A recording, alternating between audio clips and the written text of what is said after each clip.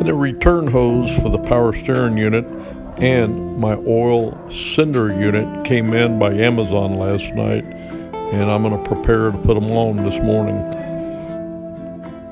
The high pressure line and assembly should be here tomorrow, and I'm going to go ahead and see what I could get done today.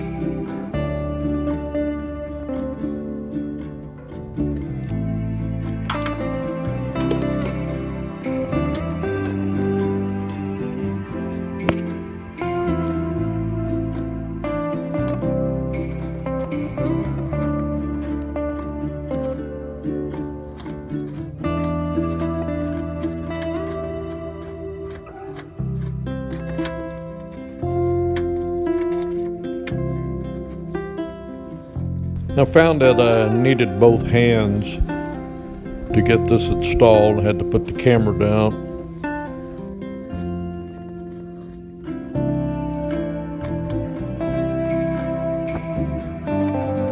Magic, it's done.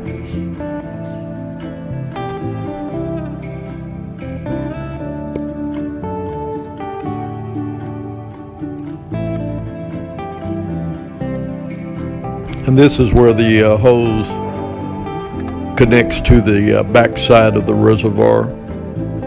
And there's the clamp.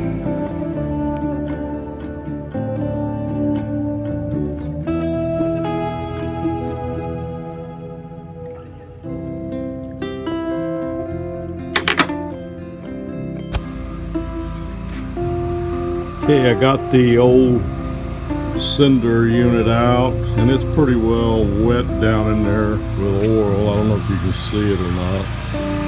Get it in, but it's wet down in there, and that's probably it's wore out. And I'm gonna put the new one in. Hope I don't have no trouble getting it in, because I had a lot of trouble getting the connector off of that guy. Anyway, we're going to get back to it. I'll complete this video when I get my additional parts in for the power steering.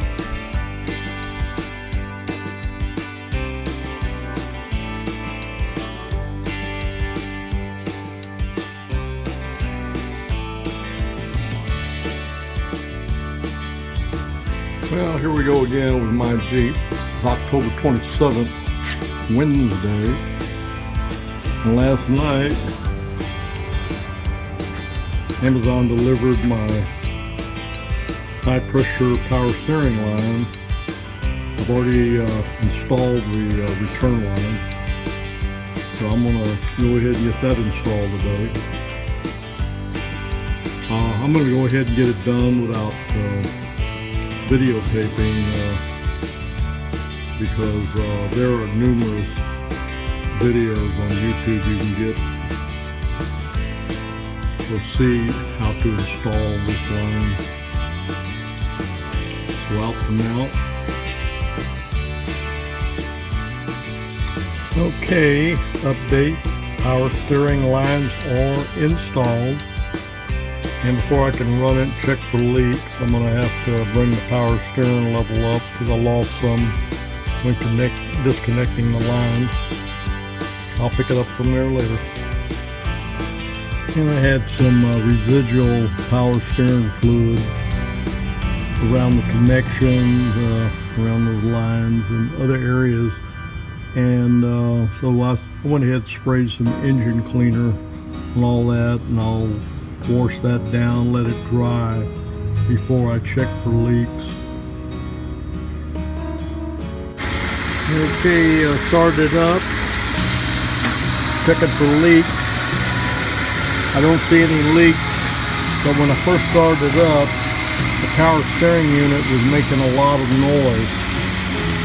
And I noticed they're not there now, but there was a lot of bubbles in the reservoir. Now it's quietened down. So maybe it was the air causing all the noise, I'm not sure.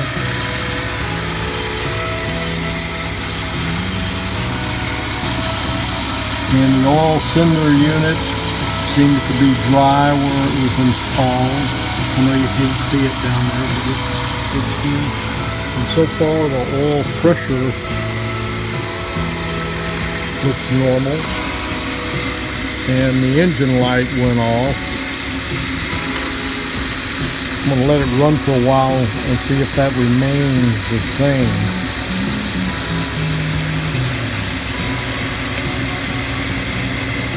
I think now I overfilled the power steering unit. I may have to remove some of that. Yeah, let's go inside and look at the panel. See if it's the engine light's still off. Yep. Oil pressure is steady. Looks to be about normal. Engine light is still off. And let's see if this thing makes noise when I turn it. Yeah, it's still making some noise, but it was really loud earlier. I'll look into that later. But anyway, so far, oil pressure looks good. Fan's kicking on when it's supposed to. Engine lights out. Power steering's not leaking after installing the new lines. I'm glad I did videotape installing it because I had a hard time getting this one here, because that's the old unit. It went back in easy. I had a hard time getting this lined up and getting the threads to start. And the same way with the top.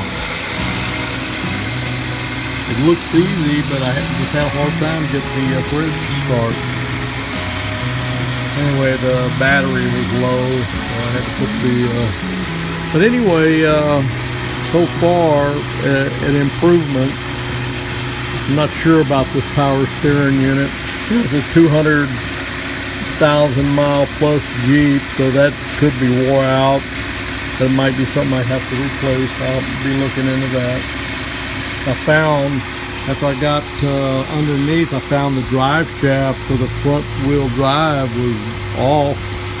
It had been taken out. I found it in the rear of the compartment. And it looks pretty beat, so I went ahead and ordered a new one. It'll be coming in next week. Alright, out for now. I'll update a little bit later.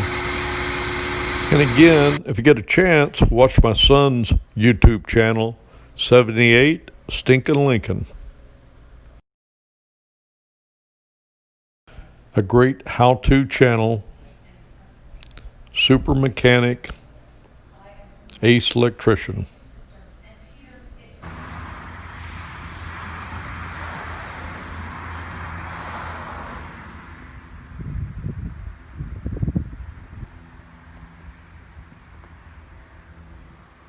It's beautiful.